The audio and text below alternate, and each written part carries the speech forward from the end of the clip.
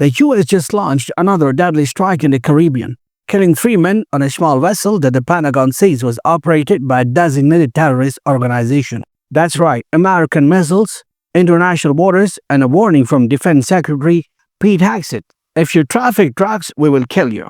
This marks the 18th such strikes in September, and according to official counts, over 60 people have now been killed. But here's the question nobody seems to be asking clearly. Is this really a war on drugs, or a show of military power disguised as one? Because what's happening right now in the Caribbean Sea might look like a military operation, but it's also a story about law, accountability, and power. The latest strike, confirmed by Secretary of Defense Pete Hegseth, targeted what he called a narco-terrorist vessel. He posted a video on X, a 20-second clip of a speedboat getting blown up in the middle of the ocean. No evidence, no independent verification, just a short clip and a caption, "Mission accomplished." Now, to be clear, drug trafficking is a real problem. Fentanyl and cocaine have devastated communities across America. Hundreds of thousands of overdoses, entire towns hollowed out. So yes, the impulse to do something makes sense. But what's new and deeply controversial is how far this administration is willing to go.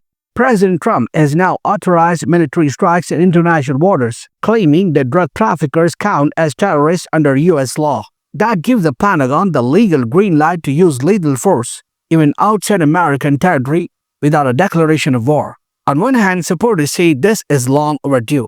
They argue that cartels are effectively terrorist organizations using violence, corruption, and fentanyl to kill Americans. So why not hit them with the same force the US uses against ISIS or Al-Qaeda?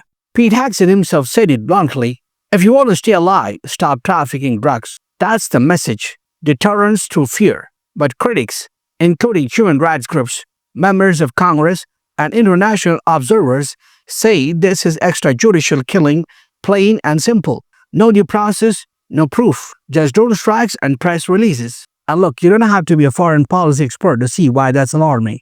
If the US can just declare any vessel a terrorist threat and blow it up without presenting evidence, what stops any other country from doing the same?